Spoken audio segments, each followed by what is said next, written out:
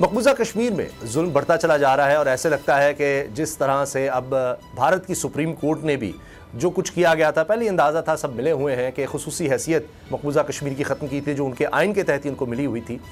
अब supreme court ने भी उसको बिल्कुल दुरुस्त करार दे दिया। उसके बाद अब चूँकि एक लाइसेंस मिल गया है तो अब एक अजीबोगरीब सिलसिला शुरू हो गया जो पहले भी था कि अगर कोई बात करता है आज़ादी की, कोई बात करता है अपने हुकूक की मकबूजा कश्मीर में, तो अब उसके घर भी गिराए जा रहे हैं, कारोबार भी तबाह किया जा रहा है।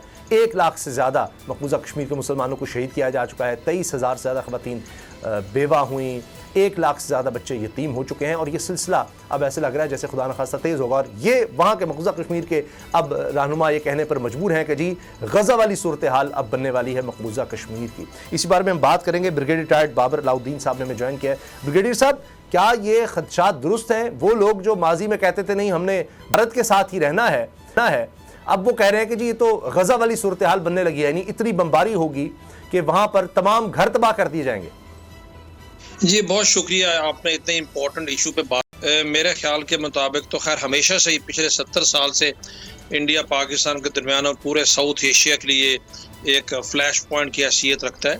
और अब वो लोग बातें कर रहे हैं जो कि प्रो इंडियन एस्टेब्लिशमेंट लोग हैं, मकबूजा कश्मीर के वो पॉलिटिशियन, वो नाम नहाद पॉलिटिशियन जो कि अपने आप की उनकी सारी उम्र से वफादारियाँ हिंदुस्तान की मरकज़ी हुकूमत के साथ या हिंदुस्तान की एस्टेब्लिशमेंट के साथ रही हैं, क्योंकि उनको भी पता चल गया है कि उनको भी यूज़ किया गया है और उनको भी कुछ नहीं मिला। अपने लोगों की नज़रों में भी वो गिरे हैं, अपने लोगों की नज़रों में उनकी अहमियत कम हुई है, अपने लोगों के लिए, अपने इलाके के लिए वो कुछ नहीं लेके दे सके। जो उनसे वादे किए जाते रहे और जो दूसरों के कहने पे वो अपने लोगों से वादे करते रहे।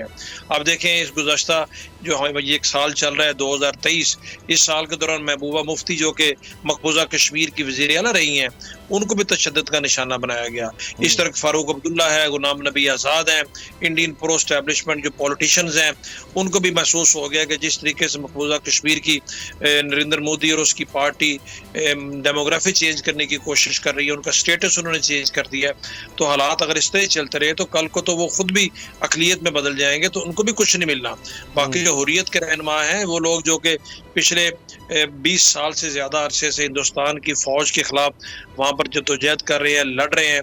इस साल आप इस दौरान आपको पता है 1 लाख से ज़्यादा कश्मीरी जामे शहादत दोष कर बैठे हैं। आज भी मकबूजा कश्मीर दुनिया भर में सबसे ज़्यादा हैविली मिलिट्राइज जोन है, इतना हैविली मिलिट्राइज एरिया दुनिया में कोई नहीं होगा।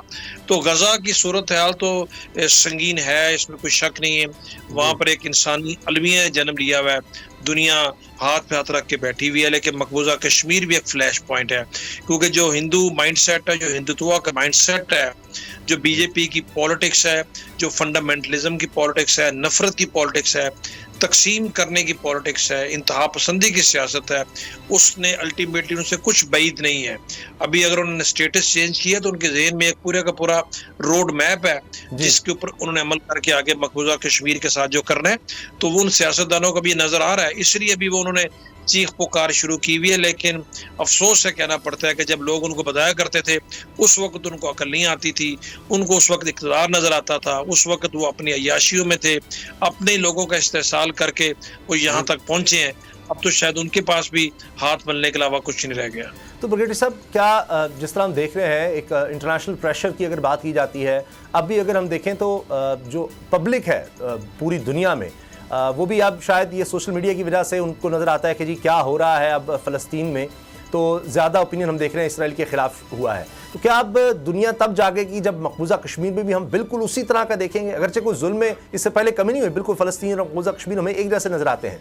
ये जो बमबारी जिस तरह फ़लस्तीन पर की जा रही है, तो क्या ये सिलसिला जब शुरू होगा तो तब दुनिया को समझ आएगी कि अच्छा जी मकबूजा कश्मीर में अब इतना जुल्म बढ़ गया है कि इस पर कुछ करना चाहिए?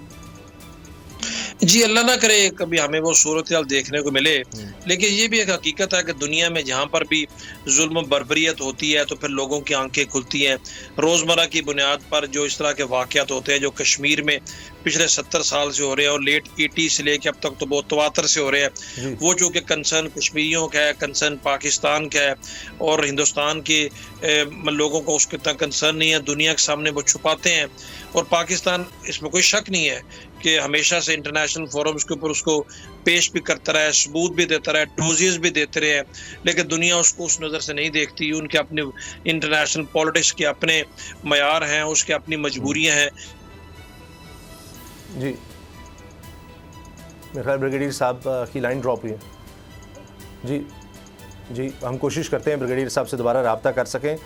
जिस तरह उन्होंने कहा कि अल्लाह ना करे कभी भी जो हम गज़ा की सूरत हाल देख रहे हैं वो मकबूल, लेकिन अब ये मकबूजा कश्मीर के ही जो वहाँ के रहनुमा हैं, जो वहाँ इलेक्शंस लड़ चुके हैं, जो एक वक्त में ये कहते थे कि जनाब नहीं, हम इसी तरह से भारत के साथ ही सिर्फ यह कि हमारी आज़ादी और ज़्यादा कर दी जाए, लेकिन कोई उस तरह की जद्दोजहद का नहीं वो कहते थे। अब वो भी कहने पर मजबूर हैं कि उनको एक ख़तरा महसूस हो रहा है कि यहाँ मकबूजा कश्मीर में गज़ा जैसी सूरत हाल हो सकती है। जी ब्रिगेडियर साहब।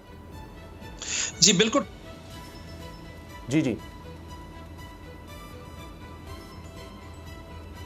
दोबारा करते हैं। जी मेरा ख्याल है दोबारा आवाज़ आई। जी ब्रिगेडियर साहब कंटिन्यू कीजिए, मैं सुन रहा हूँ आपको। लोग इसलिए बात करते हैं कि जब वहां पर भी इंसानी अलमिया इस तरह आगे बढ़ते चला जाएगा, लोगों की बात पर तो जो नींद दी जाएगी, हिंदुस्तान की एट्रॉसिटीज इस तरीके से रहेंगी, हिंदुस्तान को शय मिलती रहेगी, उसको कोई पूछेगा नहीं, पाकिस्तान की आवाज को लोग इतनी अहमियत नहीं देंगे, एक बायलैटरल इश्यूज बना के रखेंगे, तो इसी शय की बुनियाद पर कल को नरेंद्र मोदी जो कि अभी तीसरी टर्म के इलेक्शन लड़ रहा है, अगर वो कल को दोबारा बरसर इक़्तिदार आ गया तो खुदा न खास्ता ऐसा कदम कोई उठाता है तो जाहिर है फिर उससे नुकसान तो होगा। उस वक्त दुनिया की आंखें खुलेंगी। लेकिन ये एक बात सोचने की है कि कश्मीर गजा से मुख्तलिफ इस लिहाज से है कि कश्मीर पाकिस्तान की शहरग है।